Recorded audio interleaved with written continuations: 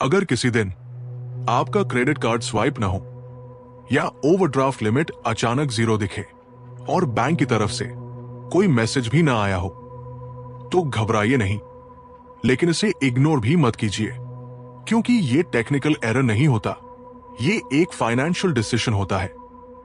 और इस वीडियो के एंड तक आपको साफ साफ समझ आ जाएगा बैंक ये क्यों करता है, किन सिचुएशंस में करता है और इससे बचा कैसे जा सकता है।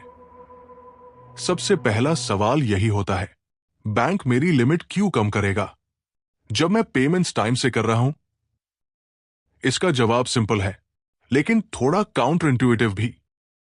बैंक क्रेडिट लिमिट को रिवॉर्ड नहीं मानता, बैंक क्रेडिट लिमिट को रिस्क एक्सपोजर की तरह देखता है। मतलब जितनी ज्यादा लिमिट उतना ज्यादा रिस्क बैंक का।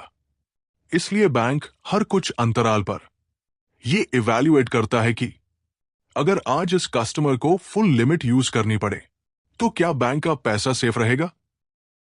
हर बार क्रेडिट लिमिट कम होना कस्टमर की गलती नहीं होती।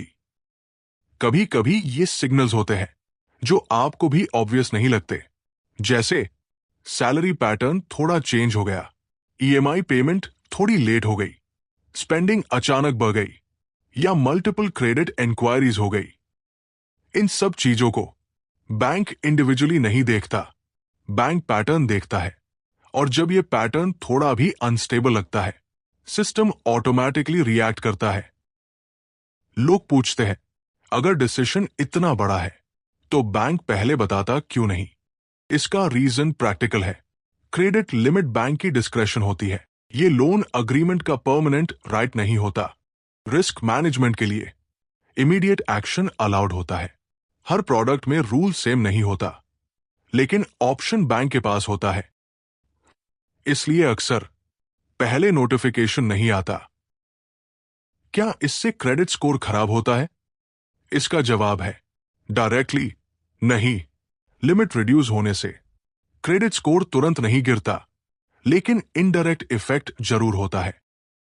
अगर लिमिट कम हो गई और आप हर महीने क्रेडिट कार्ड का पहले जितना ही अमाउंट यूज कर रहे हैं, तो क्रेडिट यूटिलाइजेशन रेशियो बढ़ता है। और यह रेशियो क्रेडिट स्कोर के लिए इंपॉर्टेंट होता है, इसलिए इंपैक्ट स्लो और साइलेंट होता है। क्या लिमिट रिडक्शन टेम्पररी होता है?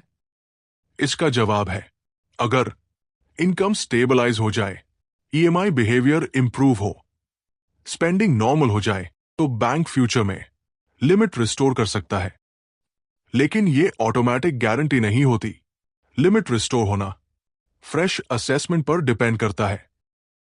क्रेडिट लिमिट कम होने से सबसे ज्यादा प्रॉब्लम होती है सैलरीड लोगों को, जिनके पास इमरजेंसी फंड कम होता है, जो क्रेडिट कार्ड को बैकअप समझते हैं।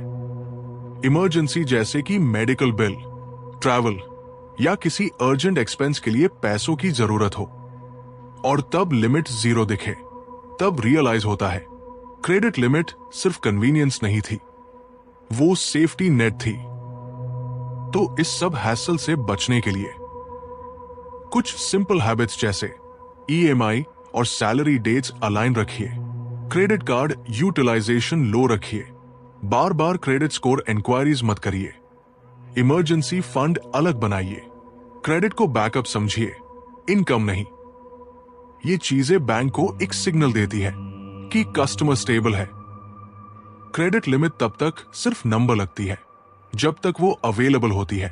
जिस दिन वो क्वाइटली रिड्यूस होती है, उस दिन समझ आता है बैंक रिस्क को कितना सीरियसली लेता है। इस वीडियो का पर्पस आपको डराना नहीं था, पर्पस ये था कि आप सरप्राइज ना हो, क्योंकि जब आपको सिस्टम समझ आ जाता है तो सिस्टम आपको कंट्रोल नहीं करता, आप सिस्टम का सही तरीके से इस्तेमाल करने लगते हो। अगर इस वीडियो के बाद आपको लगा कि अब चीजें साफ समझ आ रही है, तो इस चैनल को सब्सक्राइब कर लीजिए। यहां हम फाइनेंस को डर की तरह नहीं, समझ की तरह एक्सप्लेन करते हैं, ताकि आपको सिस्टम सरप्राइज न करे।